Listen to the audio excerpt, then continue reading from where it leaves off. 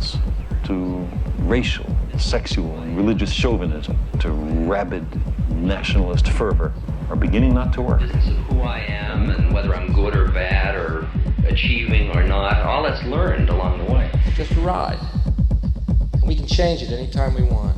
It's only a choice. No effort, no work, no job, no savings of money. I realized that I had the game wrong.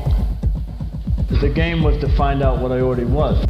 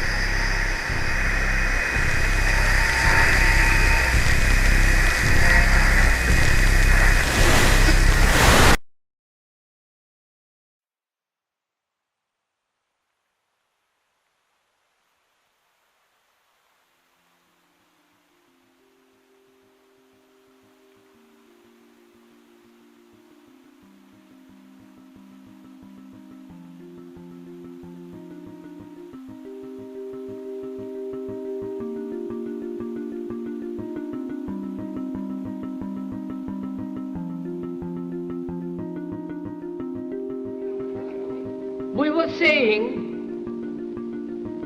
how very important it is to bring about in the human mind the radical revolution.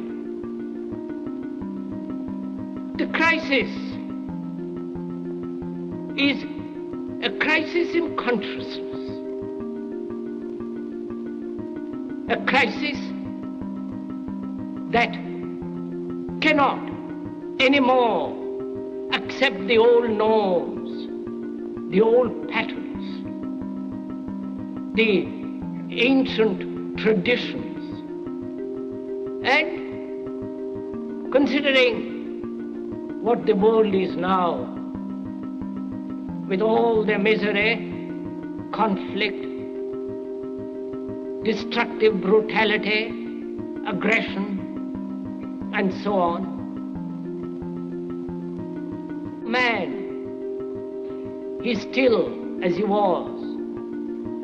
He's still brutal, violent, aggressive, acquisitive, competitive, and he has built a society along these lines.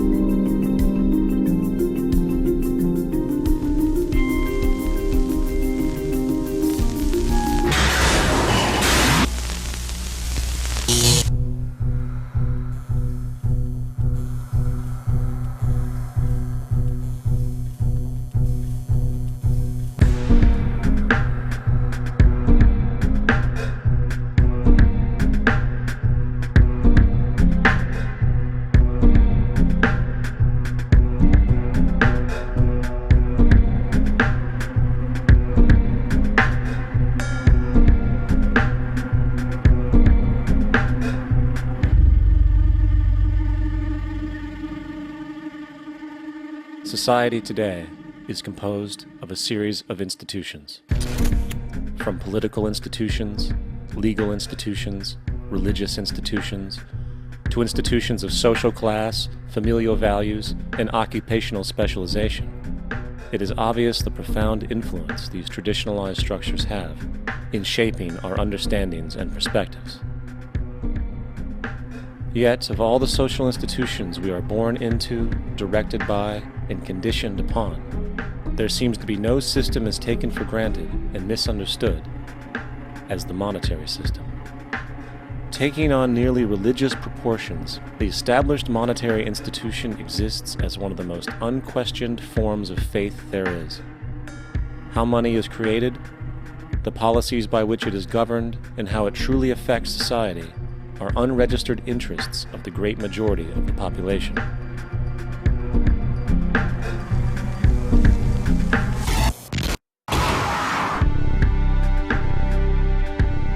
In a world where 1% of the population owns 40% of the planet's wealth, in a world where 34,000 children die every single day from poverty and preventable diseases, and where 50% of the world's population lives on less than $2 a day, one thing is clear: something is very wrong.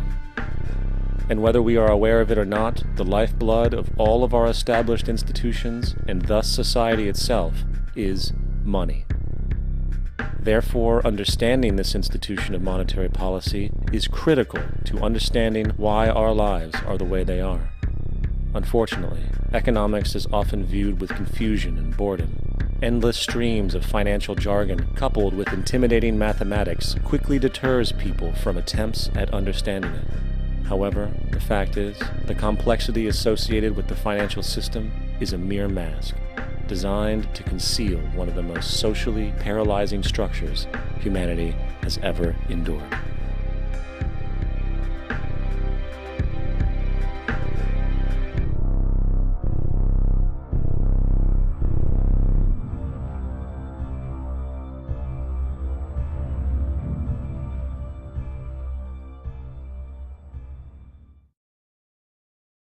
A number of years ago, the Central Bank of the United States, the Federal Reserve, produced a document entitled Modern Money Mechanics. This publication detailed the institutionalized practice of money creation as utilized by the Federal Reserve and the web of global commercial banks it supports. On the opening page, the document states its objective. The purpose of this booklet is to describe the basic process of money creation in a fractional reserve banking system. It then proceeds to describe this fractional reserve process through various banking terminology, a translation of which goes something like this. The United States government decides it needs some money, so it calls up the Federal Reserve and requests, say, $10 billion. The Fed replies, saying, sure, we'll buy $10 billion in government bonds from you. So the government takes some pieces of paper, paints some official-looking designs on them, and calls them treasury bonds. Then it puts a value on these bonds to the sum of $10 billion and sends them over to the Fed. In turn, the people at the Fed draw up a bunch of impressive pieces of paper themselves, only this time calling them Federal Reserve notes, also designating a value of $10 billion to the set. The Fed then takes these notes and trades them for the bonds. Once this exchange is complete, the government then takes the $10 billion in Federal Reserve notes and deposits it into a bank account. And upon this deposit, the paper notes officially become legal tender money, adding $10 billion to the U.S. money supply. And there it is. $10 billion in new money has been created. Of course, this example is a generalization, for, in reality, this transaction would occur electronically, with no paper used at all. In fact, only 3% of the U.S. money supply exists in physical currency. The other 97% essentially exists in computers alone. Now, government bonds are, by design, instruments of debt, and when the Fed purchases these bonds, with money it essentially created out of thin air, the government is actually promising to pay back that money to the Fed. In other words, the money was created out of debt. This mind-numbing paradox of how money or value can be created out of debt or a liability will become more clear as we further this exercise. So, the exchange has been made and now $10 billion sits in a commercial bank account. Here's where it gets really interesting. For as based on the fractional reserve practice, that $10 billion deposit instantly becomes part of the bank's reserves, just as all deposits do. And regarding reserve requirements, as stated in modern money mechanics, a bank must maintain legally required reserves equal to a prescribed percentage of its deposits. It then quantifies this by stating, under current regulations, the reserve requirement against most transaction accounts is 10%. This means that with a $10 billion deposit, 10% or $1 billion is held as the required reserve, while the other $9 billion is considered an excessive reserve and can be used as the basis for new loans. Now, it is logical to assume that this $9 billion is literally coming out of the existing $10 billion deposit. However, this is actually not the case. What really happens is that the $9 billion is simply created out of thin air on top of the existing $10 billion deposit. This is how the money supply is expanded. As stated in modern money mechanics, of course they, the banks, do not really pay out loans from the money they receive as deposits. If they did this, no additional money would be created. What they do when they make loans is to accept promissory notes, loan contracts, in exchange for credits, money, to the borrower's transaction accounts. In other words, the $9 billion can be created out of nothing simply because there is a demand for such a loan and that there is a $10 billion deposit to satisfy the reserve requirements. Now, let's assume that somebody walks into this bank and borrows the newly available $9 billion. They will then most likely take that money and deposit it into their own bank account. The process then repeats, for that deposit becomes part of the bank's reserves. 10% is isolated, and in turn 90% of the $9 billion, or $8.1 billion, is now available as newly created money for more loans.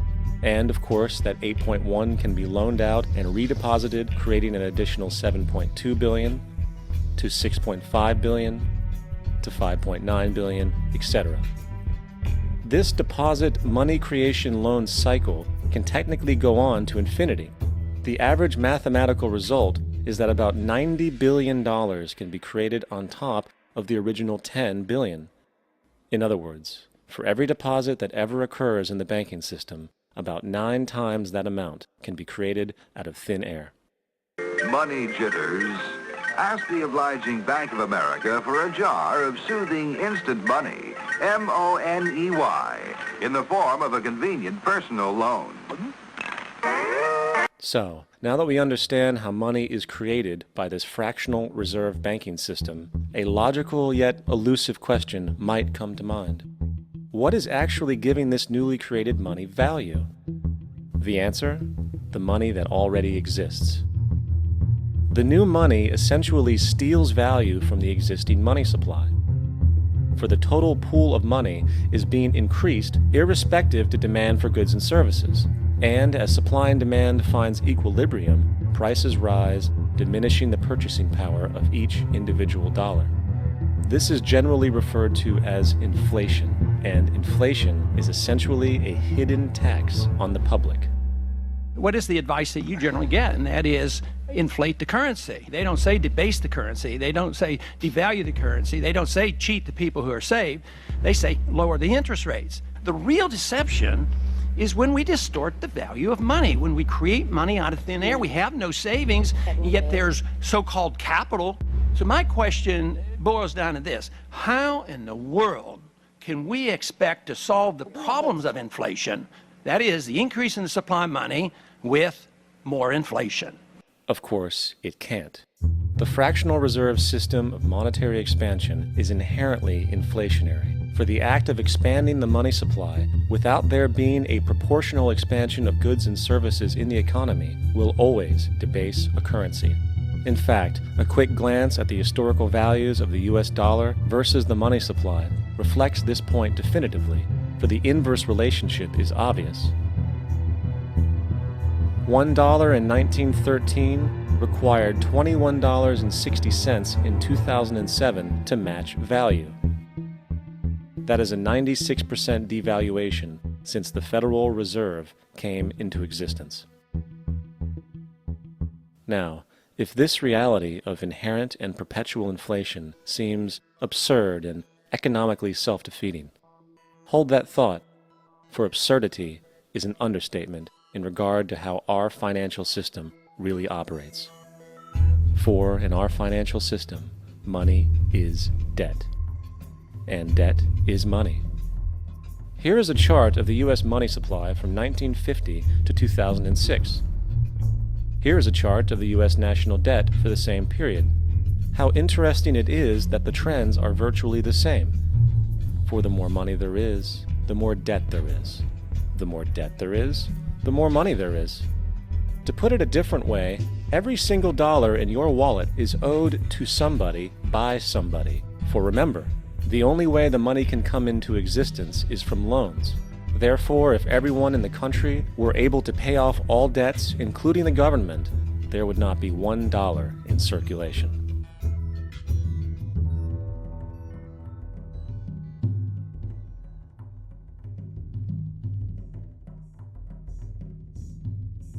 In fact, the last time in American history the national debt was completely paid off was in 1835 after President Andrew Jackson shut down the central bank that preceded the Federal Reserve.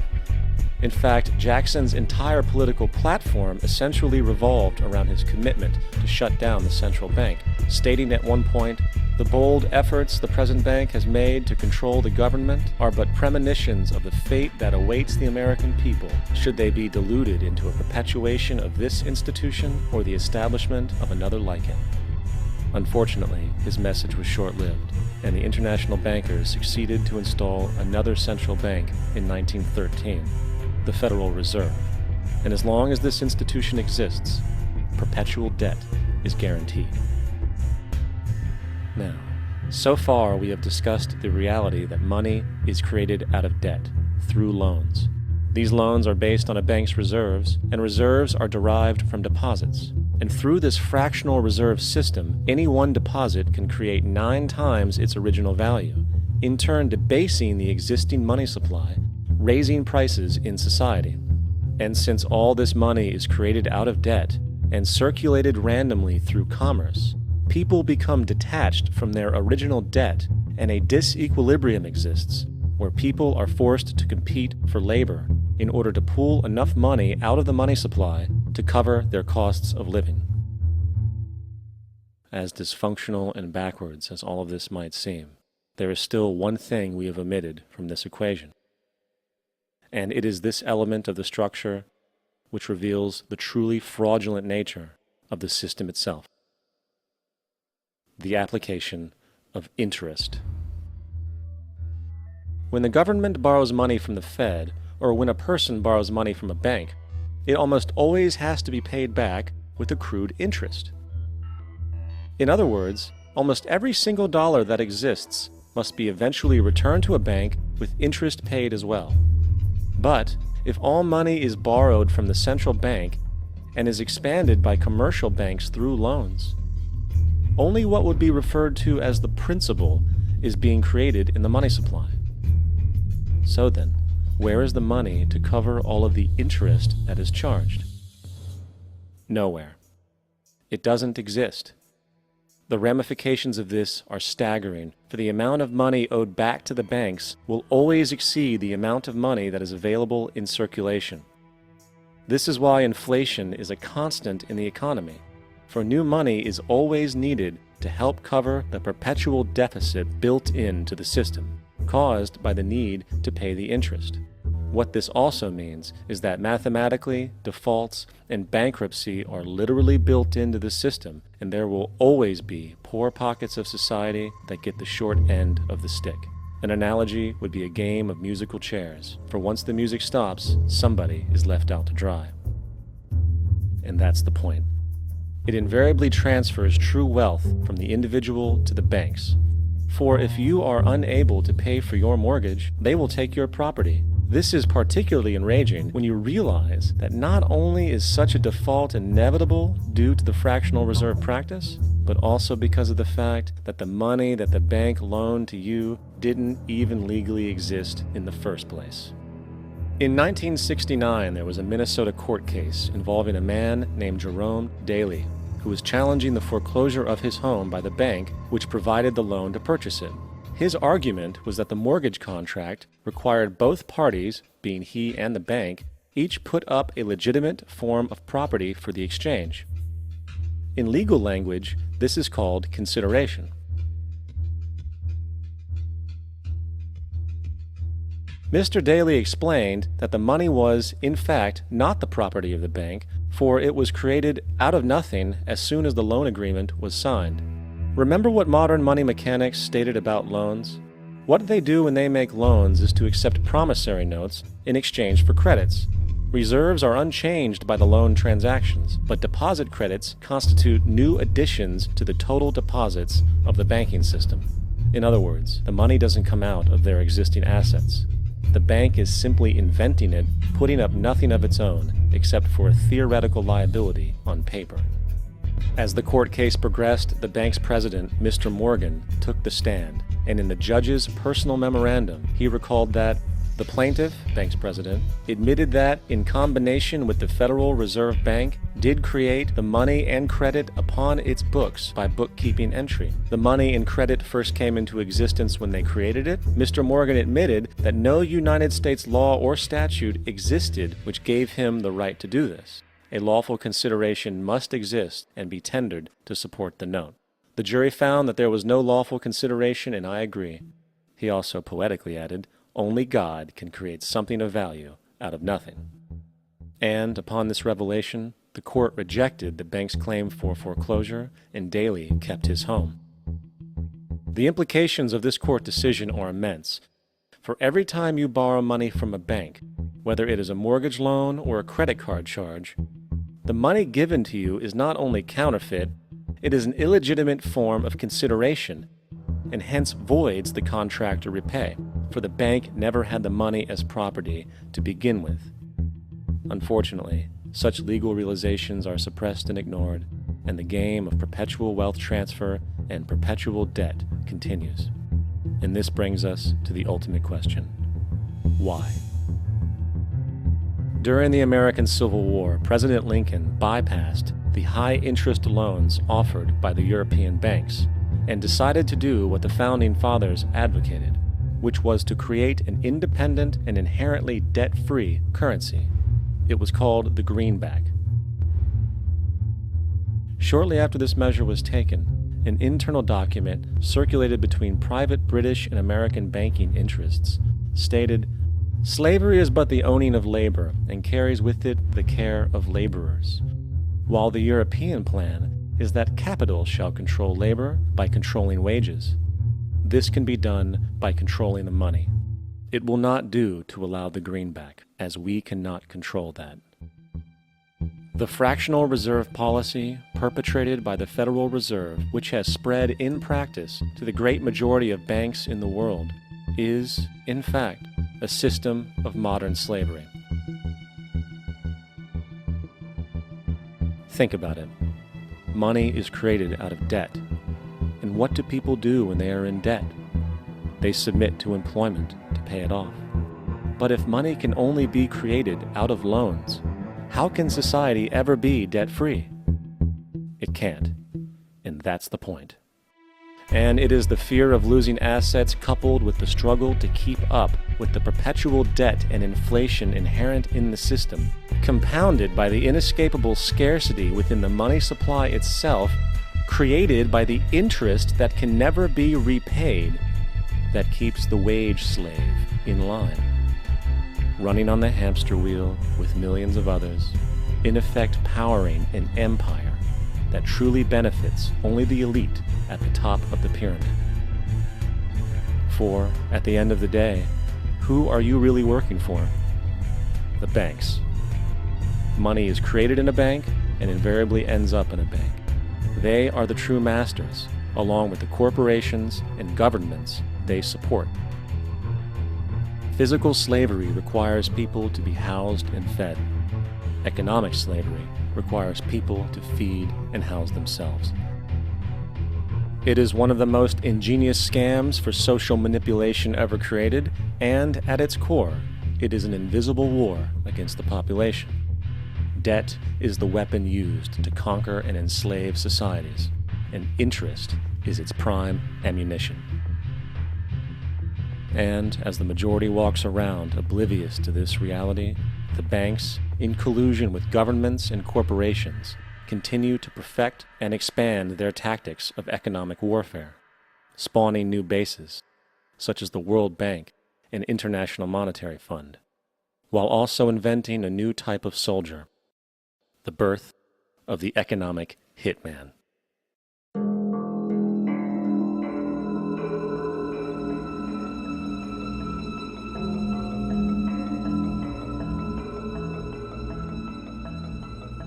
We economic hitmen really have been the ones responsible for creating this first truly global empire. And we work many different ways.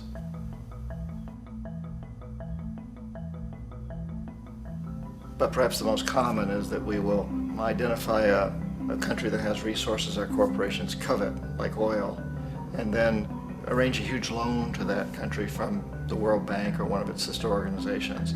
But the money never actually goes to the country. Instead, it goes to our big corporations to build infrastructure projects in that country, power plants, industrial parks, ports, things that benefit a few rich people in that country, in addition to our corporations, but really don't help the majority of the people at all. However, those people, the whole country is left holding a huge debt. It's such a big debt they can't repay it, and that's part of the plan, that they can't repay it. And so at some point, we economic hitmen go back to them and say, listen, you owe us a lot of money, can't pay your debt, so sell your oil real cheap to our oil companies. Allow us to build a military base in your country, or send troops in support of ours to someplace in the world like Iraq, or vote with us on the next UN vote. To have their electric utility company privatized and their water and sewage system privatized and sold to U.S. corporations or other multinational corporations. So there was that whole mushrooming thing, and it's so typical of the way the IMF and the World Bank work, that you put a country in debt, it's such a big debt it can't pay it, and then you offer to refinance that debt and pay even more interest.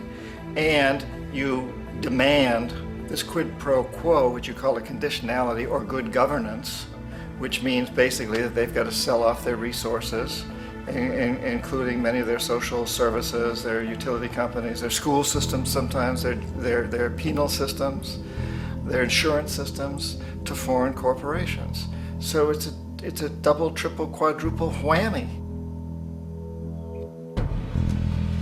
The precedent for economic hitmen really began back in the early 50s when democratically elected Mossadegh, who was elected in Iran, he was considered to be the hope for democracy in the Middle East and around the world. He was Time Magazine's Man of the Year. But one of the things that he'd run on and began to implement was the idea that foreign oil companies needed to pay the Iranian people a lot more for the oil that they were taking out of Iran. The Iranian people should benefit from their own oil. Strange policy. We didn't like that, of course. But we were afraid to do what we normally were doing, which was to send in the military. Instead, we sent in one CIA agent, Kermit Roosevelt, Teddy Roosevelt's relative. And Kermit went in with a few $1 million and was very, very effective and efficient. And in a short amount of time, he managed to get Mossadegh overthrown and brought in the Shah of Iran to replace him, who always was favorable to oil. And it was extremely effective. Mobs overflow Tehran.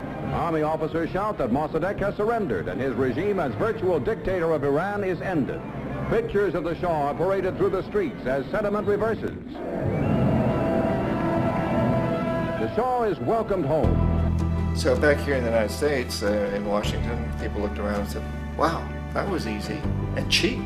So this established a whole new way of manipulating countries, of creating empire.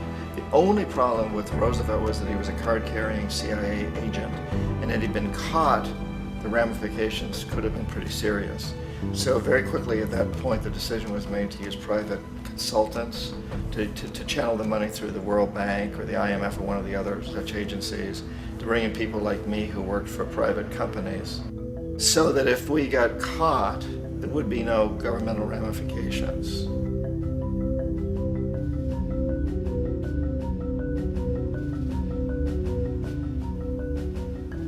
When Arbenz became president of Guatemala, the country was very much under the thumbs of United Fruit Company, the big international corporations. And Arbenz ran on this ticket that says, you know, we want to get the land back to the people. And once he took power, he was implementing policies that would do exactly that, give the land rights back to the people. United Fruit didn't like that very much.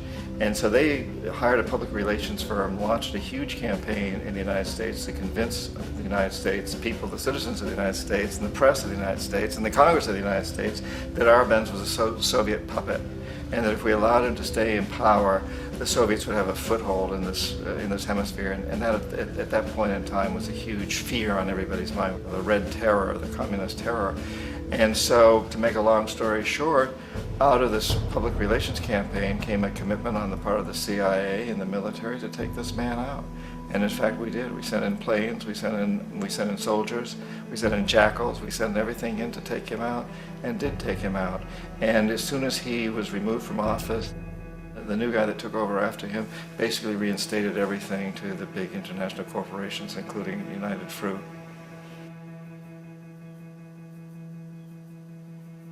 Ecuador for many, many years had been ruled by pro-US dictators, often relatively brutal. Then it was decided that they were going to have a truly democratic election. Jaime Roldos ran for office. And his main goal, he said, as president would be to make sure that Ecuador's resources were used to help the people. And he won, overwhelming, by more votes than anybody had ever won anything in Ecuador. And he began to implement these policies to make sure that the profits from oil went to help the people. Well, we didn't like that in the United States. I was sent down as one of several economic hitmen to change Roldos, to corrupt him, to bring him around, to let him know, okay, you can get very rich, you and your family, if you play our game, but if you continue to try to keep these policies you've promised, you're going to go. He wouldn't listen. He was assassinated. As soon as the plane crashed, the whole area was cordoned off. The only people allowed in were U.S. military from a nearby base and some of the Ecuadorian military. When an investigation was launched, two of the key witnesses died in car accidents before they had a chance to testify. A lot of very, very strange things that went on around the assassination of Jaime Roldos.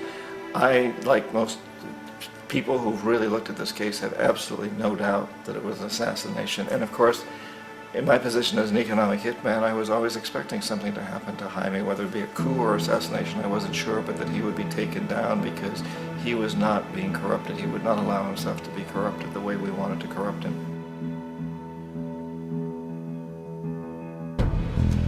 Omar Torrijos, president of Panama, was, one of my favorite people. I really, really liked him. He was very charismatic. He was a guy who really wanted to help his country. And when I tried to bribe him or corrupt him, he said, look, John, he called me Juanito. He said, look, Juanito, I don't need the money. What I really need is for my country to be treated fairly. I need for the United States to repay the debts that you owe my people for all the destruction you've done here. I need to be in a position where I can help other Latin American countries win their independence and be free of this terrible presence from the north that you people are exploiting us so badly.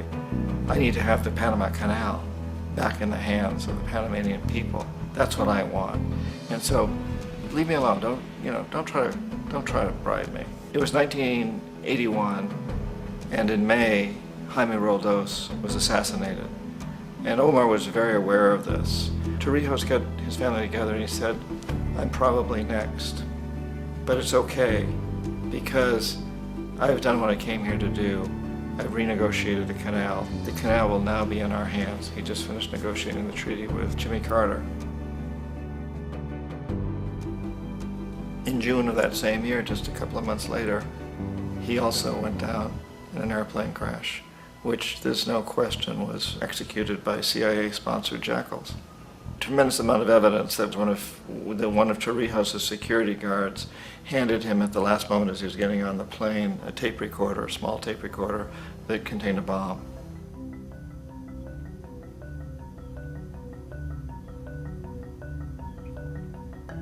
It is interesting to me how this system has continued pretty much the same way for years and years and years, except the economic hitmen have got better and better and better. Then we come up with, very recently, what happened in Venezuela. In 1998, Hugo Chavez gets elected president, following a long line of presidents who had been very corrupt and basically destroyed the economy of the country. And Chavez was elected amidst all that. Chavez stood up to the United States, and he's done it primarily demanding that Venezuelan oil be used to help the Venezuelan people. Well, we didn't like that in the United States. So in 2002, a coup was staged, which there's no question in my mind, and most other people's minds, that the CIA was behind that coup.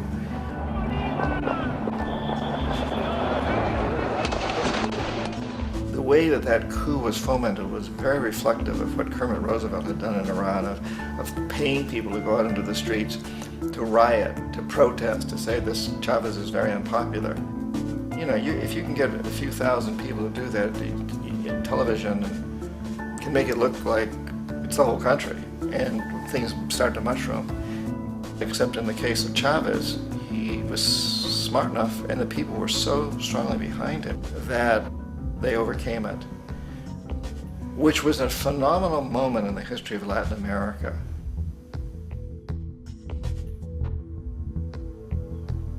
Iraq actually is a perfect example of the way the whole system works. So we economic hitmen are the first line of defense. We go in, we try to corrupt governments and get them to accept these huge loans, which we then use as leverage to basically own them. If we fail, as I failed in Panama with Omar Torrijos and in Ecuador with Jaime Roldos, men who refused to be corrupted, then the second line of defense is we send in the jackals. And the jackals either overthrow governments or they assassinate. And once that happens and a new government comes in, and boy, it's going to toe the line because the new president knows what will happen if he doesn't. In the case of Iraq, both of those things failed. Economic hitmen were not able to get through to Saddam Hussein. We tried very hard. We tried to get him to accept a deal very similar to what the House of Saud had accepted in Saudi Arabia, but he wouldn't accept it. And so the jackals went in to take him out. They couldn't do it. His security was very good. After all, he had one time worked for the CIA. He'd been hired to assassinate a former president of Iraq and failed, but he knew the system. So in '91, we send in the troops and we take out the Iraqi military. So we assume at that point that Saddam Hussein is going to come around. We could have taken him out, of course, at that time, but we didn't want to. He's the kind of strong man we like. He controls his people. We thought he could control the Kurds and keep the Iranians in their border and keep pumping oil for us. And that once we took out his military, now he's going to come around. So the economic hitmen go back in the 90s without success. If they'd had success, he'd still be running the country. We'd be selling him all the fighter jets he wants and everything else he wants. But they couldn't, they didn't have success. The jackals couldn't take him out again, so we sent the military in once again, and this time we did the complete job and took him out, and in the process created for ourselves some very, very lucrative construction deals. We had to reconstruct a country that we'd essentially destroyed, which is a pretty good deal if you own construction companies, big ones. So, you know, Iraq shows the three stages. The economic hitmen failed there, the jackals failed there, and as a final measure, the military goes in. And in that way, we've really created an empire, but we've done it very, very subtly. It's clandestine. All the empires of the past were built on the military, and everybody knew they were building them. So the British knew they were building them, the French, the Germans, the Romans, the Greeks. And they were proud of it, and they always had some excuse like spreading civilization, spreading some religion, something like that. But they knew they were doing it. We don't. The majority of the people in the United States have no idea that we're living off the benefits of a clandestine empire, that today there's more slavery in the world than ever before. And then you have to ask yourself, well, if it's an empire, then who's the emperor? Obviously, our presidents of the United States are not emperors. An emperor is someone who's not elected, doesn't serve a limited term, and doesn't report to anyone, essentially. So you can't classify our presidents that way. But we do have what I consider to be the equivalent of the emperor, and it's what I call the corporatocracy. The corporatocracy is this group of individuals who run our biggest corporations, and they really act as the emperor of this empire. They control our media, either through direct ownership or advertising. They control most of our politicians because they finance their campaigns, either through their corporations or through personal contributions that come out of the corporations. They're not elected, they don't serve a limited term, they don't report to anybody. And at the very top of the corporatocracy, you really can't tell whether a person's working for a private corporation or the government because they're always moving back and forth. So, you know, you've got a guy who one moment is the president of a big construction company like Halliburton, and the next moment he's vice president of the United States, or the president who is in the oil business. And this is true whether you've got Democrats or Republicans in the office. You have the moving back and forth through the revolving door. And in a way, our government is invisible a lot of the time, and its policies are carried out by our corporations on one level or another.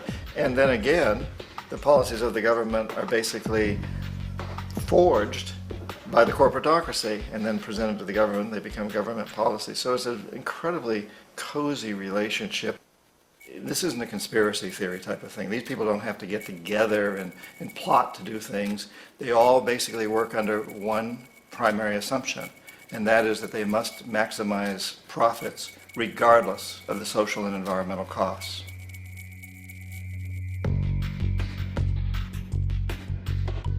This process of manipulation by the corporatocracy through the use of debt, bribery, and political overthrow is called globalization. Just as the Federal Reserve keeps the American public in a position of indentured servitude through perpetual debt, inflation, and interest, the World Bank and IMF serve this role on a global scale. The basic scam is simple. Put a country in debt either by its own indiscretion or through corrupting the leader of that country, then impose conditionalities or structural adjustment policies, often consisting of the following. Currency devaluation. When the value of a currency drops, so does everything valued in it. This makes indigenous resources available to predator countries at a fraction of their worth. Large funding cuts for social programs. These usually include education and healthcare, compromising the well-being and integrity of the society, leaving the public vulnerable to exploitation. Privatization of state-owned enterprises. This means that socially important systems can be purchased and regulated by foreign corporations for profit. For example, in 1999, the World Bank insisted that the Bolivian government sell the public water system of its third largest city to a subsidy of the U.S. corporation Bechtel. As soon as this occurred, water bills for the already impoverished local residents skyrocketed. It wasn't until after a full-blown revolt by the people that the Bechtel contract was nullified.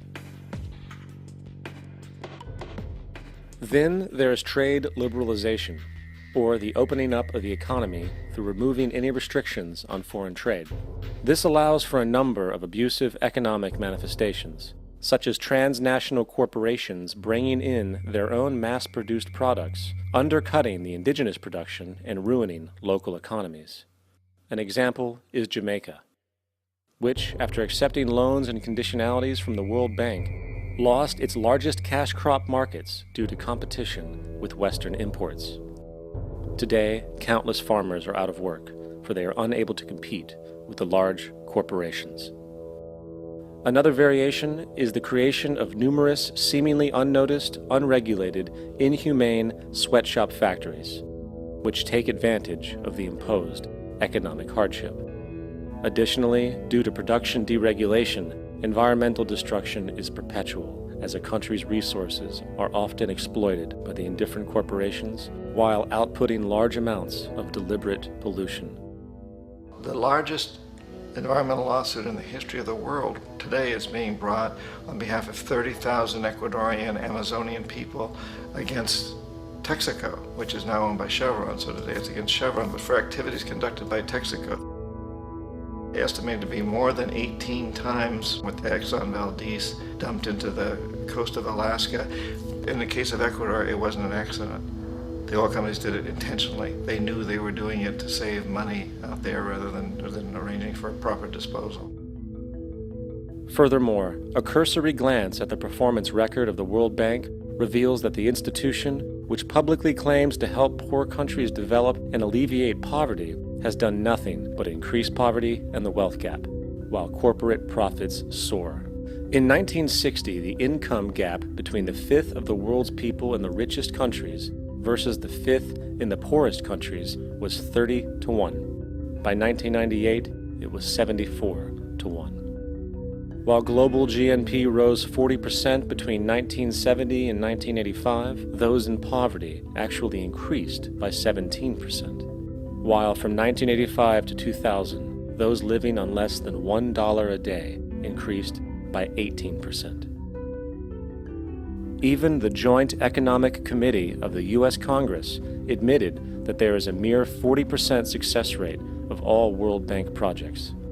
In the late 1960s, the World Bank intervened in Ecuador with large loans. During the next 30 years, poverty grew from 50% to 70%. Under or unemployment grew from 15 to 70%. Public debt increased from 240 million to 16 billion, while the share of resources allocated to the poor went from 20% to 6%. In fact, by the year 2000, 50% of Ecuador's national budget had to be allocated for paying its debts. It is important to understand the World Bank is, in fact, a U.S. bank, supporting U.S. interests. For the United States holds veto power over decisions, as it is the largest provider of capital. And where did it get this money? You guessed it, it made it out of thin air through the fractional reserve banking system. Of the world's top 100 economies, as based on annual GDP, 51 are corporations, and 47 of that 51 are US-based. Walmart, General Motors, and Exxon are more economically powerful than Saudi Arabia, Poland, Norway, South Africa, Finland, Indonesia, and many others. And, as protective trade barriers are broken down, currencies tossed together and manipulated in floating markets, and state economies overturned in favor of open competition and global capitalism, the empire expands. You get up on your little 21-inch screen and howl about America and democracy. There is no America. There is no democracy. There is only IBM and ITT and AT&T and DuPont, Dow, Union Carbide, and Exxon. Those are the nations of the world today. What do you think the Russians talk about in their councils of state? Karl Marx? They get out their linear programming charts, statistical decision theories, Minimax solutions, and compute the price-cost probabilities of their transactions and investments, just like we do. We no longer live in a world of nations and ideologies, Mr. Beale. The world is a college of corporations, inexorably determined by the immutable bylaws of business. The world is a business, Mr. Beale.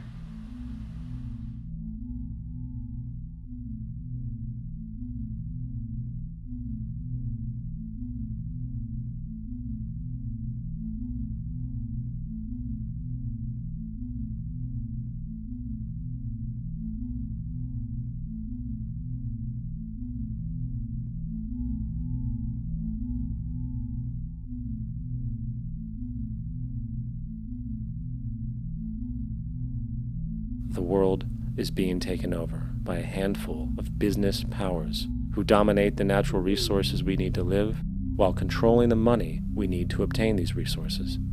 The end result will be world monopoly, based not on human life, but financial and corporate power. And as the inequality grows, naturally more and more people are becoming desperate. So the establishment was forced to come up with a new way to deal with anyone who challenges the system. So they gave birth to the terrorist. The term terrorist is an empty distinction, designed for any person or group who chooses to challenge the establishment. This isn't to be confused with the fictional Al-Qaeda, which was actually the name of a computer database for the US-supported Mujahideen in the 1980s.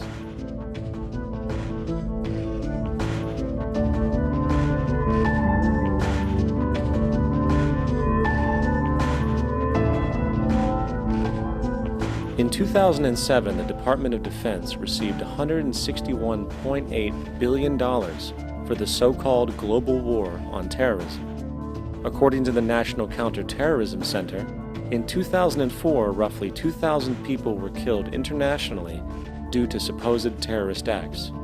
Of that number, 70 were American. Using this number as a general average, which is extremely generous, it is interesting to note that twice as many people die from peanut allergies a year than from terrorist acts. Concurrently, the leading cause of death in America is coronary heart disease, killing roughly 450,000 each year. And in 2007, the government's allocation of funds for research on this issue was about $3 billion. This means that the U.S. government in 2007 spent 54 times the amount for preventing terrorism than it spent for preventing a disease which kills 6,600 times more people annually than terrorism does.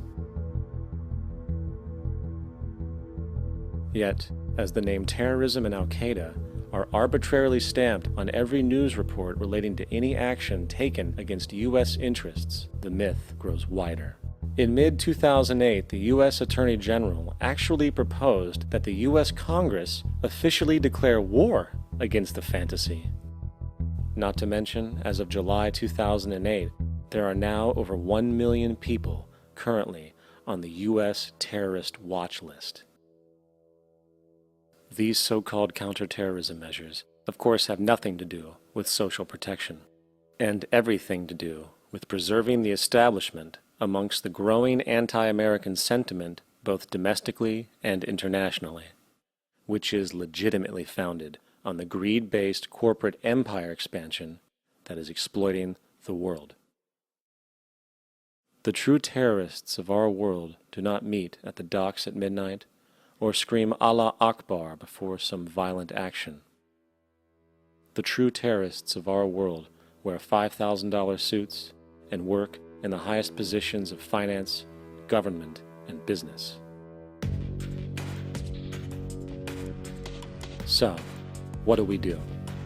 How do we stop a system of greed and corruption that has so much power and momentum?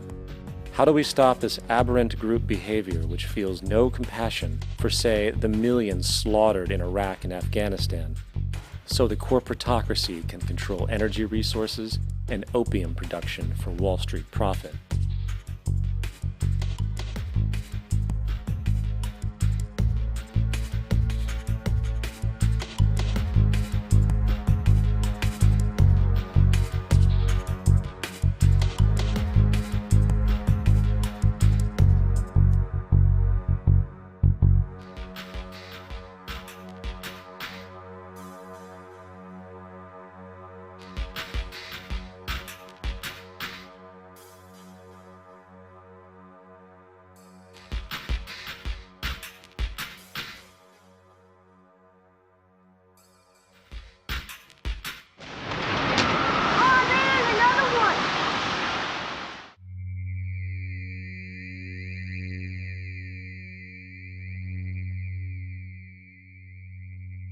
How do we stop a system of greed and corruption that condemns poor populations to sweatshop slavery for the benefit of Madison Avenue? Or that engineers false flag terror attacks for the sake of manipulation? Or that generates built-in modes of social operation which are inherently exploitative? Or that systematically reduces civil liberties and violates human rights in order to protect itself from its own shortcomings? How do we deal with the numerous covert institutions, such as the Council on Foreign Relations, the Trilateral Commission, and the Bilderberg Group, and other undemocratically elected groups which, behind closed doors, collude to control the political, financial, social, and environmental elements of our lives? In order to find the answer, we must first find the true underlying cause. For the fact is, the selfish, corrupt, power, and profit-based groups are not the true source of the problem. They are symptoms.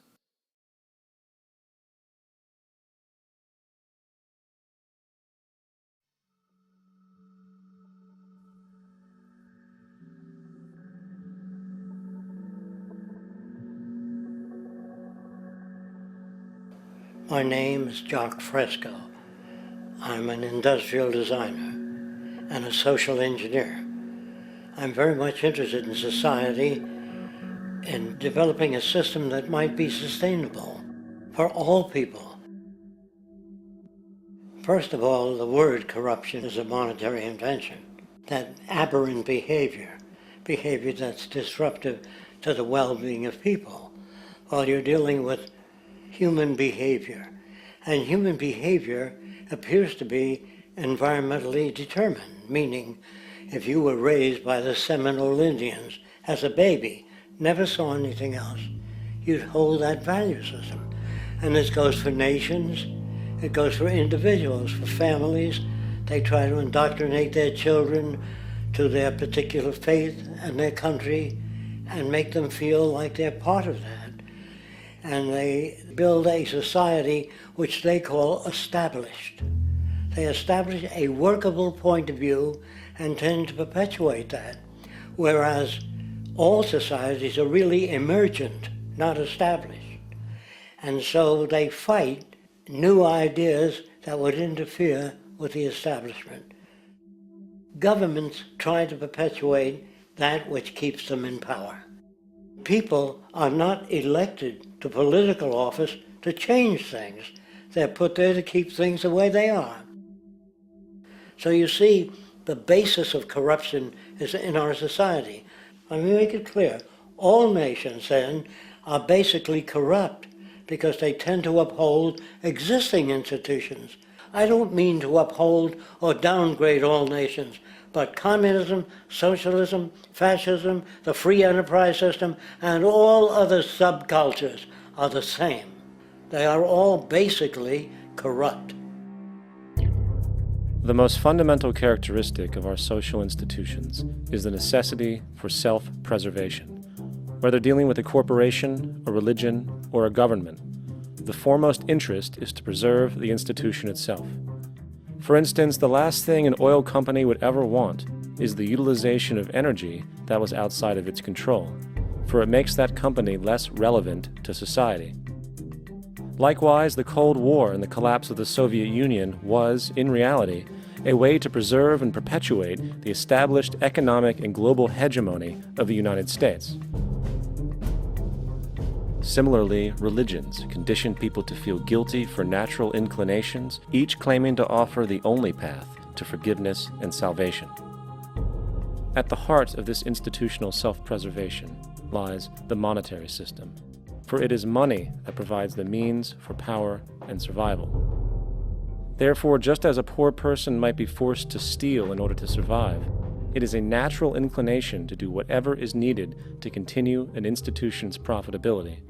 This makes it inherently difficult for profit-based institutions to change, for it puts in jeopardy not only the survival of large groups of people, but also the coveted materialistic lifestyles associated with affluence and power. Therefore, the paralyzing necessity to preserve an institution, regardless of its social relevance, is largely rooted in the need for money or profit.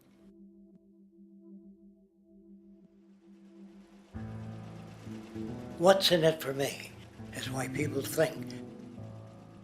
And so if a man makes money selling a certain product, naturally he's going to fight the existence of another product that may threaten his institution. Therefore, people cannot be fair, and people do not trust each other. A guy will come over to you and say, I got just the house you're looking for. He's a salesman.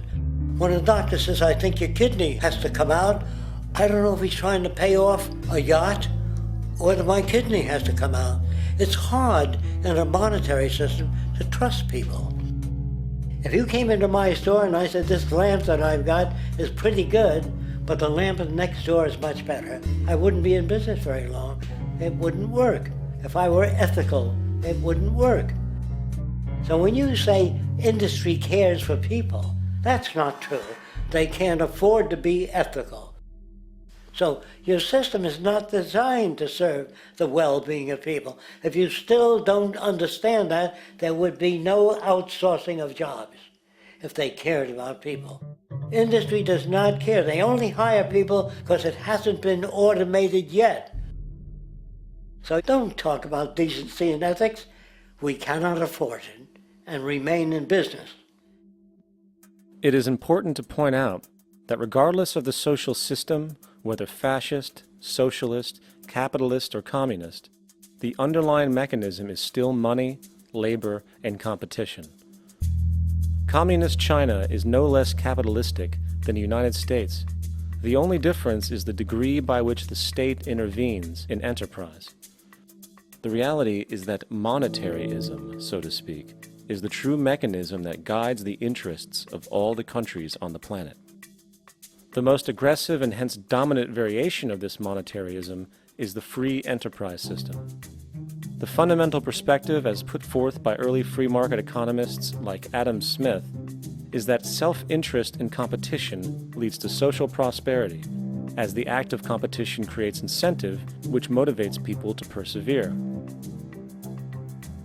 However, what isn't talked about is how a competition-based economy invariably leads to strategic corruption, power and wealth consolidation, social stratification, technological paralysis, labor abuse, and ultimately, a covert form of government dictatorship by the rich elite. The word corruption is often defined as moral perversion. If a company dumps toxic waste into the ocean to save money, most people recognize this as corrupt behavior. On a more subtle level, when Walmart moves into a small town and forces small businesses to shut down for they are unable to compete, a gray area emerges. For what exactly is Walmart doing wrong? Why should they care about mom-and-pop organizations they destroy? Yet, even more subtly, when a person gets fired from their job because a new machine has been created which can do the work for less money, people tend to just accept that as the way it is, not seeing the inherent corrupt inhumanity of such an action. Because the fact is, whether it is dumping toxic waste, having a monopoly enterprise, or downsizing the workforce, the motive is the same: profit. They are all different degrees of the same self-preserving mechanism, which always puts the well-being of people second to monetary gain. Therefore, corruption is not some byproduct of monetaryism. It is the very foundation. And while most people acknowledge this tendency on one level or another, the majority remains naive as to the broad ramifications of having such a selfish mechanism as the guiding mentality in society. Internal documents show that after this company positively, absolutely knew that they had a medication that was infected with the AIDS virus, they took the product off the market in the U.S. and then they dumped it in France, Europe, Asia, and Latin America. The U.S. government allowed it to happen. The FDA allowed this to happen. And now the government is completely looking the other way. Thousands of innocent hemophiliacs have died from the AIDS virus. This company knew absolutely that it was infected with AIDS. They dumped it because they wanted to turn this disaster into a profit. So you see, you have built-in corruption. We're all chiseling off each other, and you can't expect decency in that sort of thing. And feeling that, they don't know who to elect. They think in terms of a democracy, which is not possible in a monetary-based economy. If you have more money to advertise your position, the position you desire in government, that isn't a democracy. It serves those in positions of differential advantage. So it's always a dictatorship of the elitists, the financially wealthy.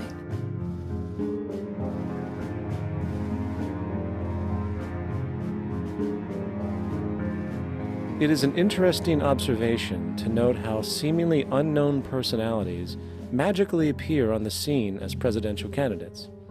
Then, before you know it, somehow you are left to choose from a small group of extremely wealthy people who suspiciously have the same broad social view. Obviously, it's a joke. The people placed on the ballot are done so because they have been pre-decided to be acceptable by the established financial powers who actually run the show. Yet, many who understand this illusion of democracy often think, if only we could just get our honest, ethical politicians in power, then we would be okay. Well, while this idea, of course, seems reasonable in our established-oriented worldview, it is, unfortunately, another fallacy. For when it really comes down to what is actually important, the institution of politics, and thus politicians themselves, have absolutely no true relevance as to what makes our world and society function. It's not politicians that can solve problems. They have no technical capabilities. They don't know how to solve problems. Even if they were sincere, they don't know how to solve problems. It's the technicians that produce the desalination plants. It's the technicians that give you electricity, that give you motor vehicles, that heat your house and cool it in the summertime. It's technology that solves problems, not politics. Politics cannot solve problems because they're not trained to do so. Very few people today stop and consider what it is that actually improves their lives. Is it money? Obviously not.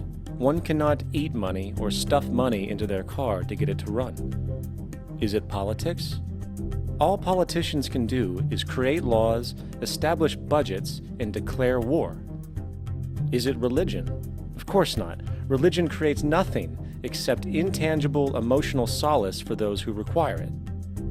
The true gift that we as human beings have, which has been solely responsible for everything that has improved our lives, is technology. What is technology? Technology is a pencil which allows one to solidify ideas on paper for communication. Technology is an automobile which allows one to travel faster than feet would allow. Technology is a pair of eyeglasses which enables sight for those who need it. Applied technology itself is merely an extension of human attributes which reduces human effort, freeing humans from a particular chore or problem. Imagine what your life would be like today without a telephone, or an oven, or a computer, or an airplane. Everything in your home, which you take for granted, from a doorbell, to a table, to a dishwasher, is technology generated from the creative, scientific ingenuity of human technicians, not money, politics, or religion. These are false institutions. And writing your congressman is fantastic. They tell you to write your congressman if you want something done. The men in Washington should be at the forefront of technology, the forefront of human studies, the forefront of crime, all the factors that shape human behavior. You don't have to write your congressman. What kind of people are they that are appointed to do that job? The future will have great difficulty. And the question that's raised by politicians is, how much will a project cost? The question is not how much will it cost. Do we have the resources? And we have the resources today to house everyone, build hospitals all over the world, build schools all over the world, the finest equipment and labs for teaching and doing medical research. So you see, we have all that, but we're in a monetary system. And in a monetary system, there's profit. And what is the fundamental mechanism that drives the profit system besides self-interest? What is it exactly that maintains that competitive edge at its core? Is it high efficiency and sustainability? No, that isn't part of their design. Nothing produced in our profit-based society is even remotely sustainable or efficient. If it was, there wouldn't be a multi-million-dollar-a-year service industry for automobiles, nor would the average lifespan for most electronics be less than 3 months before they're obsolete. Is it abundance? Absolutely not. Abundance, as based on the laws of supply and demand, is actually a negative thing. If a diamond company finds 10 times the usual amount of diamonds during their mining, it means the supply of diamonds has increased, which means the cost and profit per diamond drops. The fact is, efficiency, sustainability, and abundance are enemies of profit. To put it into a word, it is the mechanism of scarcity that increases profits. What is scarcity? Based on keeping products valuable. Slowing up production on oil raises the price. Maintaining scarcity of diamonds keeps the price high. They burn diamonds at the Kimberley diamond mines. They're made of carbon. That keeps the price up. So then, what does it mean for society when scarcity, either produced naturally or through manipulation, is a beneficial condition for industry. It means that sustainability and abundance will never ever occur in a profit system, for it simply goes against the very nature of the structure. Therefore, it is impossible to have a world without war or poverty. It is impossible to continually advance technology to its most efficient and productive states.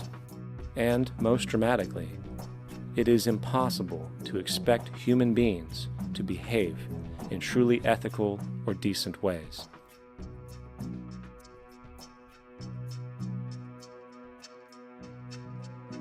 People use the word instinct because they can't account for the behavior. They sit back and they evaluate with their lack of knowledge, and they say things like, humans are built a certain way, greed is a natural thing, as though they've worked for years on it, and it's no more natural than wearing clothing. What we want to do is to eliminate the causes of the problems, eliminate the processes that produce greed and bigotry and prejudice and people taking advantage of one another and elitism, eliminating the need for prisons and welfare. We have always had these problems because we have always lived within scarcity and barter and monetary systems that produce scarcity. If you eradicate the conditions that generate what you call socially offensive behavior, it does not exist. The guy said, well, isn't that inborn? No, it's not. There is no human nature, there's human behavior, and that's always been changed throughout history. You're not born with bigotry and greed and corruption and hatred. You pick that up within the society. War, poverty, corruption, hunger, misery, human suffering will not change in a monetary system. That is, there'll be very little significant change. It's going to take the redesign of our culture, our values, and it has to be related to the carrying capacity of the earth, not some human opinion or some politician's notions of the way the world ought to be, or some religious notions of the conduct of human affairs. And that's what the Venus Project is about.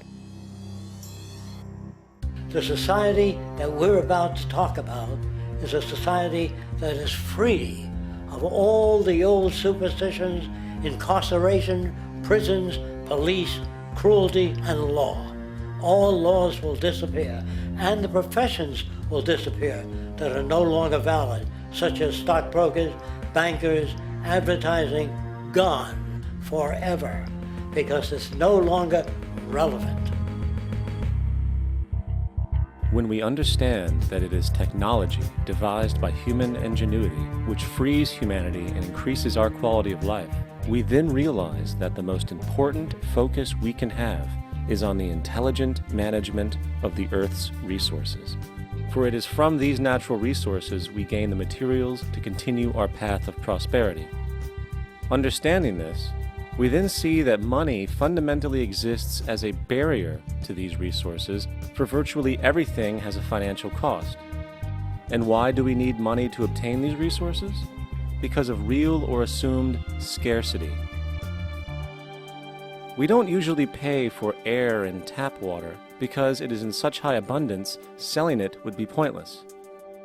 So then, logically speaking, if resources and technologies applicable to creating everything in our societies, such as houses, cities, and transportation, were in high enough abundance, there would be no reason to sell anything. Likewise, if automation and machinery was so technologically advanced as to relieve human beings of labor, there would be no reason to have a job. And with these social aspects taken care of, there would be no reason to have money at all. So the ultimate question remains: do we on Earth have enough resources and technological understanding to create a society of such abundance that everything we have now could be available without a price tag and without the need for submission through employment? Yes, we do. We have the resources and technology to enable this at a minimum, along with the ability to raise the standard of living so high that people in the future will look back at our civilization now and gawk at how primitive and immature our society was. What the Venus Project proposes is an entirely different system that's updated to present-day knowledge. We've never given scientists the problem of how do you design a society which would eliminate boring and monotonous jobs, that would eliminate accidents in transportation, that would enable people to have a high standard of living, that would eliminate poisons in our food, that would give us other sources of energy that are clean and efficient. We can do that out there.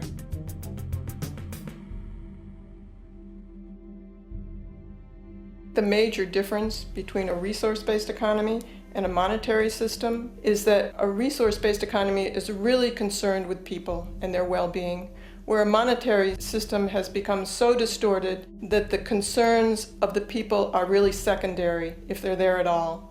The products that are turned out are for how much money you can get. If there is a problem in society and you can't earn money from solving that problem, then it won't be done.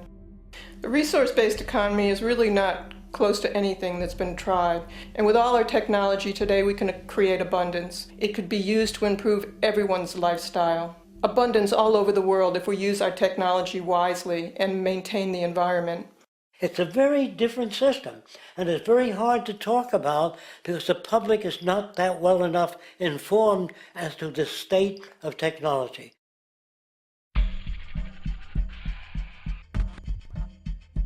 At present, we don't have to burn fossil fuels. We don't have to use anything that would contaminate the environment. There are many sources of energy available. Alternative energy solutions pushed by the establishment, such as hydrogen, biomass, and even nuclear, are highly insufficient, dangerous, and exist only to perpetuate the profit structure that industry has created. When we look beyond the propaganda and self-serving solutions put forth by the energy companies, we find a seemingly endless stream of clean, abundant, and renewable energy for generating power. Solar and wind energy are well known to the public, but the true potential of these mediums remains unexpressed. Solar energy, derived from the sun, has such abundance that 1 hour of light at high noon contains more energy than what the entire world consumes in a year. If we could capture 0.01% of this energy, the world would never have to use oil, gas, or anything else. The question then is not availability, but the technology to harness it. And there are many advanced mediums today which could accomplish just that, if they were not hindered by the need to compete for market share with the established energy power structures. Then there's wind energy. Wind energy has long been denounced as weak, and due to being location-driven, impractical. This is simply not true. The U.S. Department of Energy admitted in 2007 that if wind was fully harvested in just 3 of America's 50 states, it could power the entire nation. And then there are the rather unknown mediums of tidal and wave power. Tidal power is derived from tidal shifts in the ocean.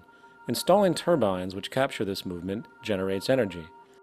In the United Kingdom, 42 sites are currently noted as available, forecasting that 34% of all the UK's energy could come from tidal power alone. Wave power, which extracts energy from the surface motions of the ocean, is estimated to have a global potential of up to 80,000 terawatt-hours a year. This means 50% of the entire planet's energy usage could be produced from this medium alone. Now, it is important to point out that tidal, wave, solar, and wind power requires virtually no preliminary energy to harness, unlike coal, oil, gas, biomass, hydrogen, and all the others. In combination, these 4 mediums alone, if efficiently harnessed through technology, could power the world forever. That being said, there happens to be another form of clean, renewable energy which trumps them all: geothermal power. Geothermal energy utilizes what is called heat mining, which, through a simple process using water, is able to generate massive amounts of clean energy. In 2006, an MIT report on geothermal energy found that 13,000 zettajoules of power are currently available in the Earth, with the possibility of 2,000 zettajoules being easily tappable with improved technology. The total energy consumption of all the countries on the planet is about half of a zettajoule a year. This means about 4,000 years of planetary power could be harnessed in this medium alone. And when we understand that the Earth's heat generation is constantly renewed, this energy is really limitless and could be used forever. These energy sources are only a few of the clean, renewable mediums available, and as time goes on, we will find more. The grand realization is that we have total energy abundance without the need for pollution, traditional conservation, or in fact, a price tag. And what about transportation? The prevailing means of transportation in our societies is by automobile and aircraft, both of which predominantly need fossil fuels to run. In the case of the automobile, the battery technology needed to power an electric car that can go over 100 miles an hour for over 200 miles on one charge exists, and has existed for many years. However, due to battery patents controlled by the oil industry, which limits their availability to maintain market share, coupled with political pressure from the energy industry, the accessibility and affordability of this technology is limited. There is absolutely no reason other than pure, corrupt profit interest that every single vehicle in the world cannot be electric and utterly clean, with zero need for gasoline. As far as airplanes, it is time we realize that this means of travel is inefficient, cumbersome, slow, and causes far too much pollution. This is a maglev train. It uses magnets for propulsion. It is fully suspended by a magnetic field and requires less than 2% of the energy used for plane travel. The train has no wheels, so nothing can wear out.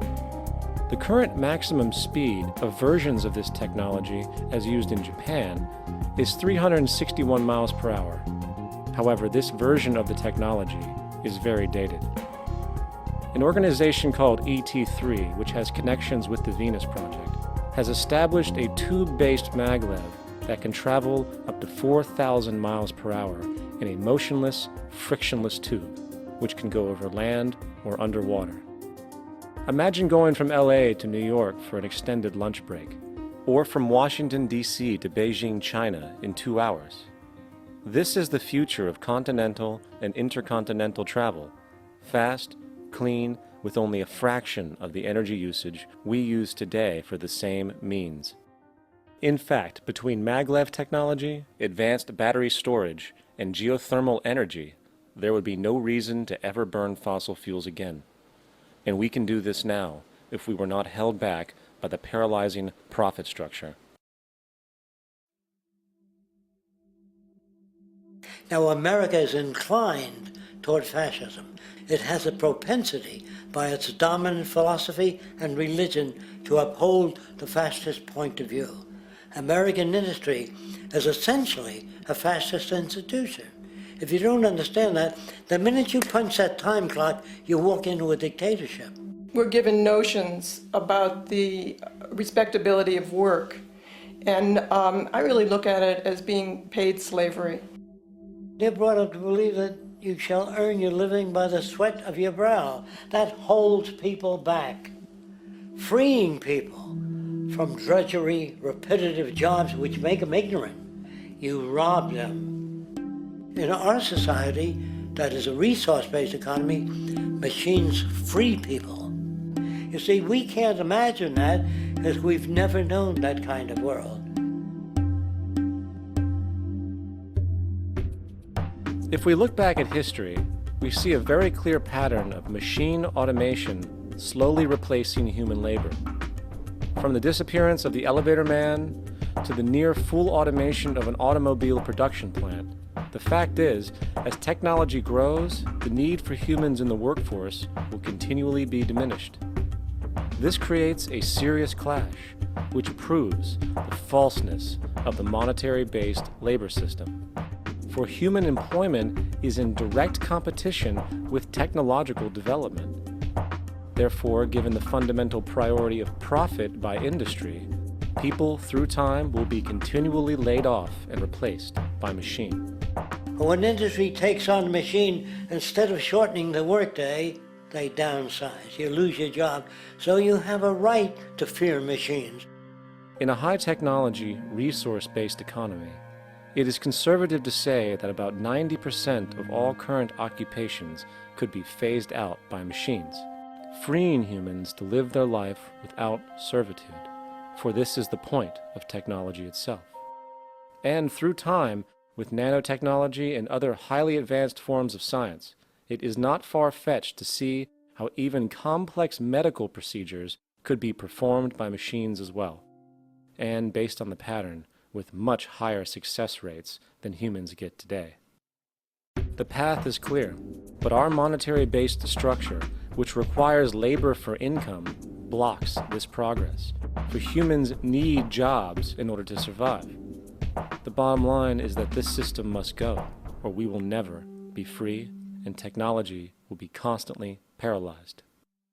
We have machines that clean out sewers. It frees a human being from doing that. So look at machines as extensions of human performance. Furthermore, many occupations today will have simply no basis to exist in a resource-based economy, such as anything associated with the management of money, advertising, along with the legal system itself. For without money, a great majority of the crimes that are committed today would never occur. Virtually all forms of crime are a consequence of the monetary system, either directly or by neuroses inflicted through financial deprivation. Therefore, laws themselves could eventually become extinct. Instead of putting up a sign, drive carefully, slippery when wet, put abrasive in the highway so it's not slippery when wet. And if a person gets in a car that's drunk and the car oscillates a great deal, there's a little pendulum that swings up and back, and that'll pull the car over to the side. Not a law solution. Put sonar and radar in automobiles so they can't hit one another. Man-made laws are attempts to deal with occurring problems, and not knowing how to solve them, they make a law. In the United States, the most privatized, capitalist country on the planet, it should come as no surprise that it also has the largest prison population in the world, growing every year. Statistically, most of these people are uneducated and come from poor, deprived societies. And, contrary to propaganda, it is this environmental conditioning which lures them into criminal and violent behavior. However, society looks the other way in regard to this point. The legal and prison systems are just more examples of how our society avoids examining the root causes of behavior. Billions are spent each year on prisons and police, while only a fraction is spent on programs for poverty, which is one of the most fundamental variables responsible for crime to begin with. And as long as we have an economic system which prefers and in fact creates scarcity and deprivation, crime will never go away.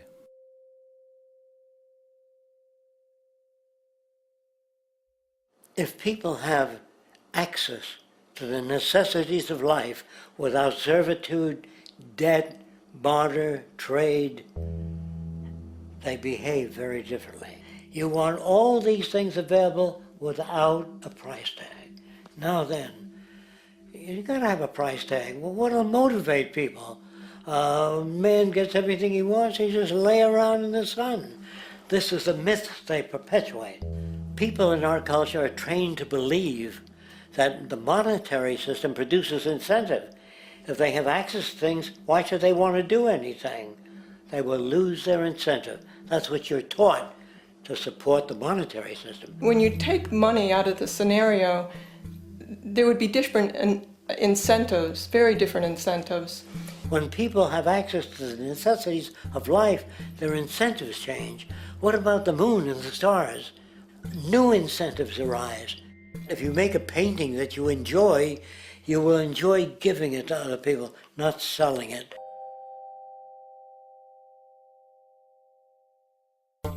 I think most of the education that I've seen today is essentially producing a person for a job. It's very specialized. They're not generalists. People don't know a lot about a lot of different subjects. I don't think you could get people to go to war if they knew a lot about a lot of things. I think education is mostly rote, and they're not taught how to solve problems. They're not given the tools emotionally or within their own field of how to do critical thinking. A resource-based economy, the education would be very different. Our society's major concern is mental development and to motivate each person to their highest potential. Because our philosophy is the smarter people are, the richer the world, because everybody becomes a contributor. The smarter your kids are, the better my life will be, because they'll be contributing more constructively to the environment and to my life, because everything that we devise within a resource-based economy would be applied to society. There would be nothing to hold it back. Patriotism, weapons, armies, navies, all that is a sign that we're not civilized yet. Kids will ask their parents, didn't you see the necessity of the machines? Dad, couldn't you see that war was inevitable when you produce scarcity? Isn't it obvious? Of course the kid will understand that you were pinheads, raised merely to serve the established institutions. We're such an abominable, sick society that we won't make the history book. They just say that large nations took land from smaller nations, used force and violence. You'll get history talked about as corrupt behavior all the way along until the beginning of the civilized world. That's when all the nations work together. World unification, working toward common good for all human beings, and without anyone being subservient to anyone else, without social stratification, whether it be technical elitism or any other kind of elitism, eradicated from the face of the earth. The state does nothing because there is no state. There is no state.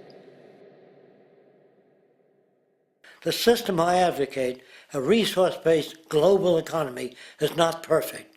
It's just a lot better than what we have. We can never achieve perfection.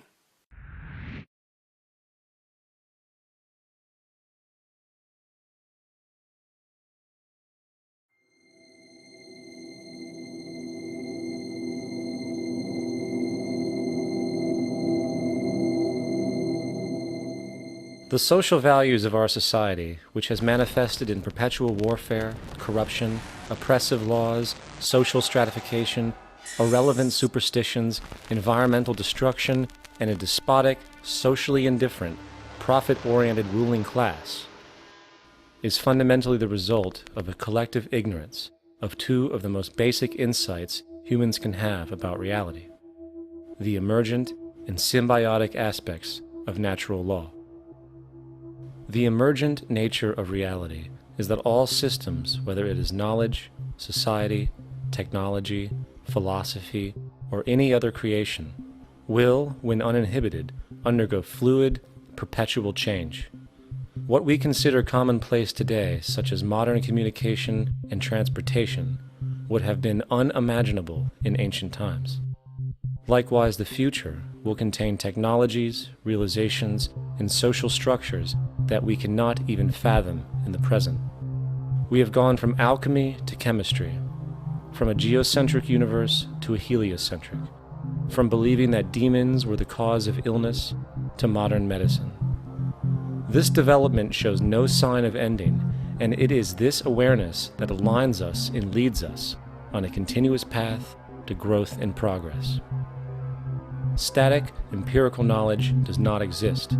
Rather, it is the insight of the emergence of all systems we must recognize.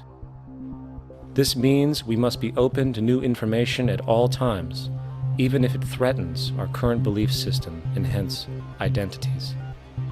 Sadly, society today has failed to recognize this, and the established institutions continue to paralyze growth by preserving outdated social structures. Simultaneously, the population suffers from a fear of change, for their conditioning assumes a static identity, and challenging one's belief system usually results in insult and apprehension, for being wrong is erroneously associated with failure, when, in fact, to be proven wrong should be celebrated, for it is elevating someone to a new level of understanding, furthering awareness. The fact is, there is no such thing as a smart human being, for it is merely a matter of time before their ideas are updated, changed, or eradicated. And this tendency to blindly hold on to a belief system, sheltering it from new, possibly transforming information, is nothing less than a form of intellectual materialism. The monetary system perpetuates this materialism not only by its self-preserving structures, but also through the countless number of people who have been conditioned into blindly and thoughtlessly upholding these structures, therefore becoming self-appointed guardians of the status quo. Sheep, which no longer need a sheepdog to control them, for they control each other by ostracizing those who step out of the norm. This tendency to resist change and uphold existing institutions for the sake of identity, comfort, power, and profit is completely unsustainable and will only produce further imbalance, fragmentation, distortion, and invariably, destruction. It's time to change. From hunters and gatherers to the agricultural revolution to the industrial revolution, the pattern is clear. It is time for a new social system which reflects the understandings we have today. The monetary system is a product of a period of time where scarcity was a reality. Now, with the age of technology, it is no longer relevant to society. Gone with the aberrant behavior it manifests. Likewise, dominant worldviews, such as theistic religion, operate with the same social irrelevancy. Islam, Christianity, Judaism, Hinduism, and all of the others exist as barriers to personal and social growth, for each group perpetuates a closed worldview, and this finite understanding that they acknowledge is simply not possible in an emergent universe. Yet, religion has succeeded in shutting down the awareness of this emergence by instilling the psychological distortion of faith upon its followers, where logic and new information is rejected in favor of traditionalized, outdated beliefs. The concept of God is really a method of accounting for the nature of things. In the early days, people didn't know enough about how things formed, how nature worked, so they invented their own little stories. And they made God in their own image. A guy that gets angry when people don't behave right. He creates floods and earthquakes. They say it's an act of God. A cursory glance at the suppressed history of religion reveals that even the foundational myths themselves are emergent culminations, developed through influence over time. For example, a cardinal doctrine of the Christian faith is the death and resurrection of Christ. This notion is so important that the Bible itself states, "And if Christ be not risen, then is our preaching vain, and your faith is also vain." Yet it is very difficult to take this account literally, for not only is there no primary source denoting this supernatural event in secular history, awareness of the enormous number of pre-Christian saviors who also died and were resurrected immediately puts the story in mythological territory by association. Early church figures such as Tertullian went to great lengths to break these associations, even claiming that the devil caused the similarities to occur, stating in the 2nd century, "The devil, whose business is to pervert the truth, mimics the exact circumstance of the divine sacraments. He baptizes his believers and promises forgiveness of sins. He celebrates the oblation of bread and brings in the symbol of the resurrection. Let us therefore acknowledge the craftiness of the devil, who copied certain things of those that be divine." What is truly sad, however, is that when we cease the idea that the stories from Christianity, Judaism, Islam, and all the others are literal history, and accept them for what they really are, which are purely allegorical expressions, derived from many faiths, we see that all religions share a common thread, and it is this unifying imperative that needs to be recognized and appreciated. Religious belief has caused more fragmentation and conflict than any other ideology. Christianity alone has 34,000 different subgroups. The Bible is subject to interpretation. When you read it, you say, I think Jesus meant this. I think Job meant that. Oh no, he meant this. So you have the Lutheran, the Seventh-day Adventist, the Catholic, and a church divided is no church at all. And a church divided is no church at all. And this point on division, which is a trademark of all theistic religions, brings us to our second failure of awareness, the false assumption of separation through the rejection of the symbiotic relationship of life. Apart from the understanding that all natural systems are emergent, where all notions of reality will be constantly developed, altered, and even eradicated, we must also understand that all systems are, in fact, invented fragments, merely for the sake of conversation. For there is no such thing as independence in nature.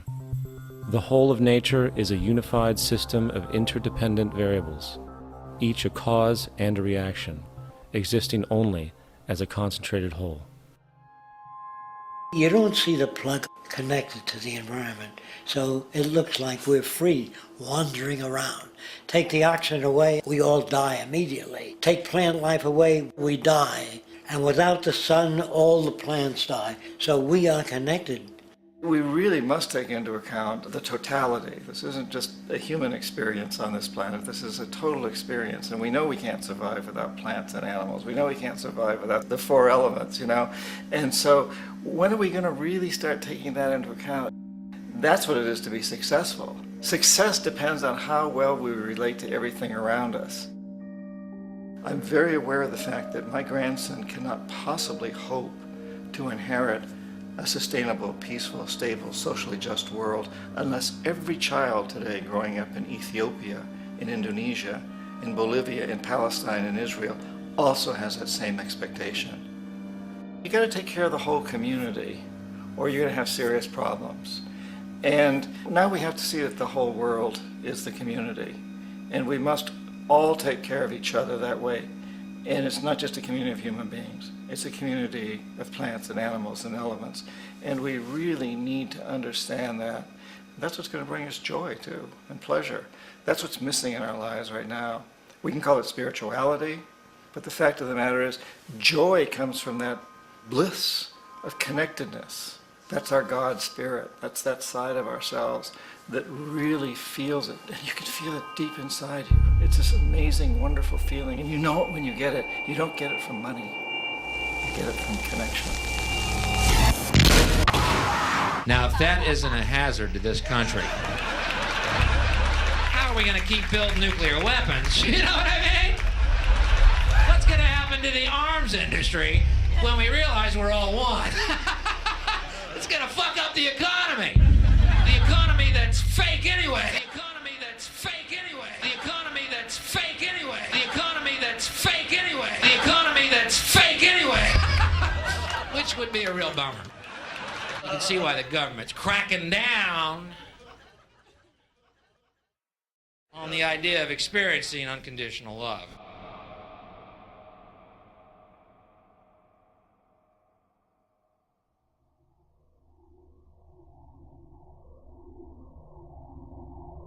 Once we understand that the integrity of our personal existences are completely dependent on the integrity of everything else in our world, we have truly understood the meaning of unconditional love. For love is extensionality, and seeing everything as you and you as everything can have no conditionalities. For, in fact, we are all everything at once.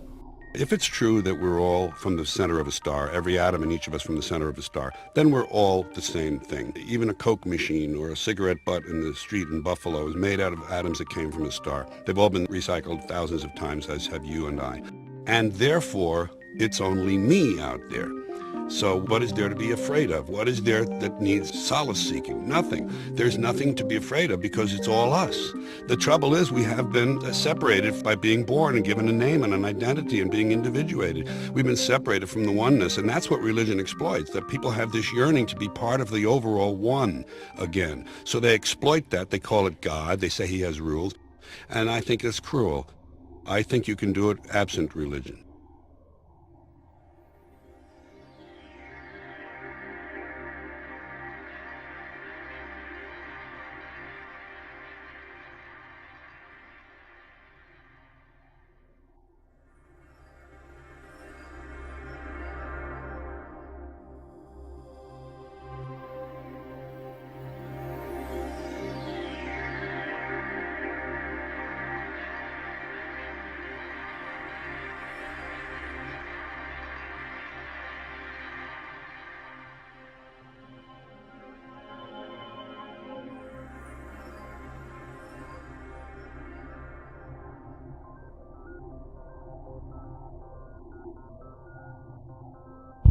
It's time to claim the unity our outmoded social systems have broken apart, and work together to create a sustainable global society where everyone is taken care of and everyone is truly free. Your personal beliefs, whatever they may be, are meaningless when it comes to the necessities of life. Every human being is born naked, needing warmth, food, water, shelter. Everything else is auxiliary. Therefore, the most important issue at hand is the intelligent management of the Earth's resources.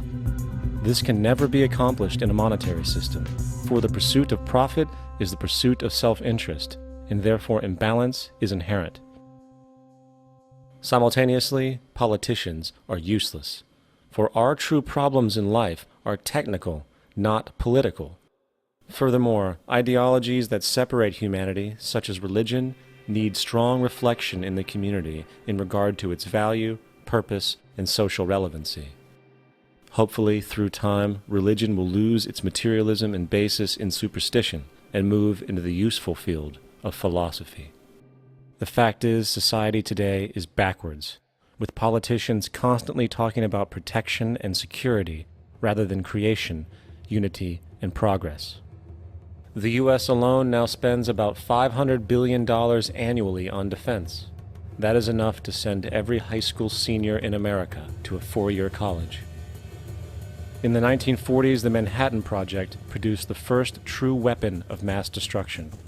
This program employed 130,000 people at an extreme financial cost.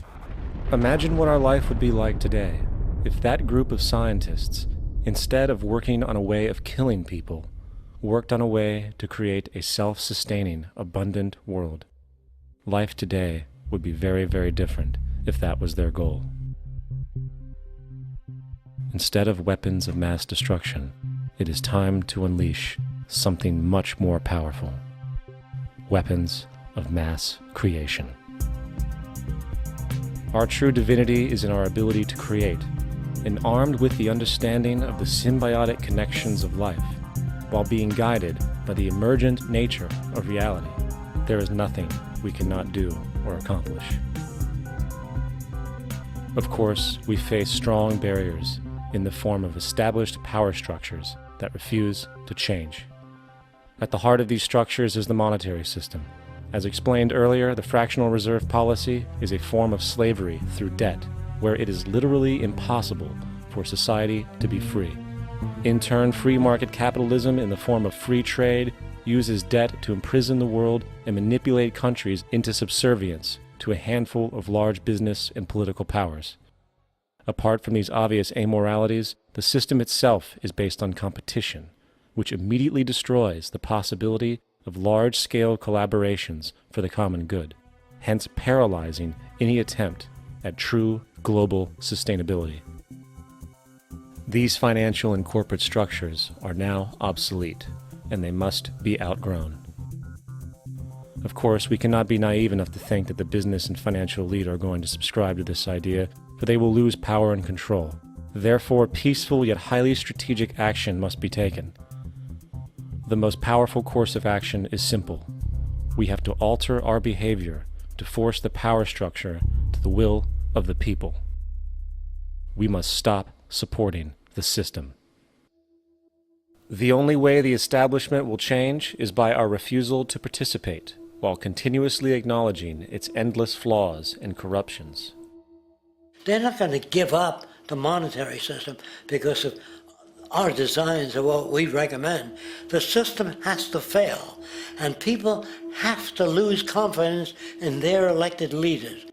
That will be a major turning point if the Venus Project is offered as a possible alternative. If not, I fear the consequences. The trends now indicate that our country is going bankrupt. The probability is our country will move toward a military dictatorship to prevent riots and complete social breakdown. Once the U.S. breaks down, all the other cultures will undergo similar things. As of now, the world financial system is on the brink of collapse due to its own shortcomings. The Comptroller of Currency stated in 2003 that the interest on the U.S. national debt will not be affordable in less than 10 years. This theoretically means total bankruptcy for the U.S. economy, and its implications for the world are immense. In turn, the fractional reserve-based monetary system is reaching its theoretical limits of expansion, and the banking failures you are seeing are just the beginning. This is why inflation is skyrocketing, all debt is at record levels, and the government and Fed are hemorrhaging new money to bail out the corrupt system. For the only way to keep the banks going is by making more money. The only way to make more money is to create more debt and inflation. It is simply a matter of time before the tables turn, and there is no one willing to take new loans, while defaults grow, as people are unable to afford their current loans. Then the expansion of money will stop, and contraction will begin on a scale never before seen, ending a century-long pyramid scheme. This has already begun. Therefore, we need to expose this financial failure for what it is, using this weakness to our advantage. Here are some suggestions. Expose the banking fraud. Citibank, JP Morgan Chase, and Bank of America are the most powerful controllers within the corrupt Federal Reserve System. It's time to boycott these institutions. If you have a bank account or a credit card with any of them, move your money to another bank. If you have a mortgage, refinance with another bank. If you own their stock, sell it. If you work for them, quit. This gesture will express contempt for the true powers behind the private banking cartel known as the Federal Reserve, and create awareness about the fraud of the banking system itself. 2. Turn off the TV news. Visit the emerging independent news agencies on the internet for your information. CNN, NBC, ABC, Fox, and all the others present all news pre-filtered to maintain the status quo. With 4 corporations owning all major media outlets, objective information is impossible. This is the true beauty of the internet, and the establishment has been losing control because of this free flow of information. We must protect the internet at all times, as it is truly our savior right now. 3. Don't ever allow yourself, your family, or anyone you know to ever join the military. This is an obsolete institution now used exclusively for maintaining an establishment that is no longer relevant. U.S. soldiers in Iraq work for U.S. corporations, not the people. Propaganda forces us to believe that war is natural and the military is an honorable institution. Well, if war is natural, why are there 18 suicides every single day by American veterans who have post-traumatic stress disorder? If our military men and women are so honored, why is it that 25% of the American homeless population are veterans? 4. Stop supporting the energy companies. If you live in a detached house, get off the grid. Investigate every means of making your home self-sustainable with clean energy. Solar, wind, and other renewable energies are now affordable consumer realities, and considering the never-ending rising cost of traditional energies, it will likely be a cheaper investment over time. If you drive, get the smallest car you can, and consider using one of the many conversion technologies that can enable your car to be a hybrid, electric, or run on anything other than establishment fuels. 5. Reject the political system. The illusion of democracy is an insult to our intelligence. In a monetary system, there is no such thing as a true democracy, and there never was. We have two political parties owned by the same set of corporate lobbyists. They are placed in their positions by the corporations, with popularity artificially projected by their media. In a system of inherent corruption, the change of personnel every couple of years has very little relevance. Instead of pretending that the political game has any true meaning, focus your energy on how to transcend this failed system. And 6. Join the movement. Go to the zeitgeistmovement.com and help us create the largest mass movement for social change the world has ever seen. We must mobilize and educate everyone about the inherent corruption of our current world system, along with the only true sustainable solution, declaring all the natural resources on the planet as common heritage to all people, while informing everyone as to the true state of technology and how we can all be free if the world works together rather than fights. The choice lies with you. You can continue to be a slave to the financial system and watch the continuous wars, depressions, and injustice across the globe while placating yourself with vain entertainment and materialistic garbage. Or you can focus your energy on true, meaningful, lasting, holistic change, which actually has the realistic ability to support and free all humans with no one left behind. But, in the end, the most relevant change must occur first inside of you. The real revolution is the revolution of consciousness, and each one of us first needs to eliminate the divisionary, materialistic noise we have been conditioned to think is true, while discovering, amplifying, and aligning with the signal coming from our true empirical oneness. It is up to you.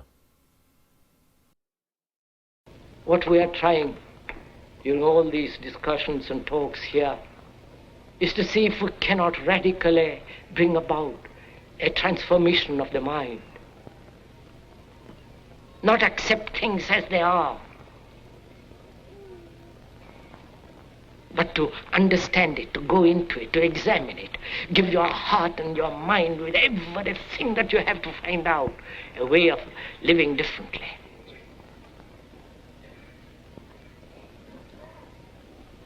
But that depends on you and not somebody else.